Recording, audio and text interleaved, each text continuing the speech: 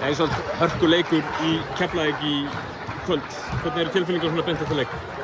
Þetta auðvitað, við vildum komast alla leið og við vildum komast í úrslit. Við vitum að við áttum sjans og það sást alveg í kvöld. En á sama tíma er ég ógeðslega stolt af liðinu mínu og hversu langt við komumst hérna út af. Þegar ég talaði við þetta eftir leikinn, ég bara fór að gráta þetta. Ég er svo stolt af þessum stelpum. Þær gerðu allar svo stóran hlut í því hversu langt þetta lið komst. Þú talar sjens, þið voru bara með þær í köðlunum hérna lengi vel í kvöld. Þetta er miklu meira sjens, myndirðu ekki segja það?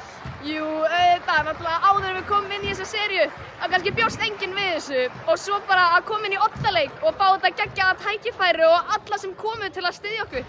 Þetta er bara töfrandi stund og ég vildi bara að við hefðum getað klárað þetta og komast í úrslit.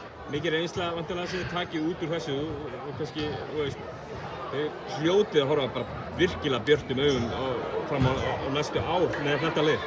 Já, auðvitað, við erum ennþá ungar og það er margt eftir og við komum bara tilbúnar og hungraðir inn í næsta tímabil og við bara lítum á það og við ætlum að gera ennþá betur.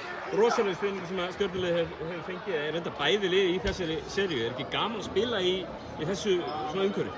Jú, þetta er ógeðslega skemmtilegt að sjá bara hversu langt kvennakörfubolti er kominn og ég er bara ógeðslega þakklát fyrir alla í Stjörnunni sem komu til að styðja okkur. Það er alveg smá keyrsla til Keflavíkur en þetta sýnir bara hversu langt kvennakarfan er kominn og vonandi heldur það bara svona áfram. Bestu þakkir Ísold og gangi ykkur vel. Takk fyrir.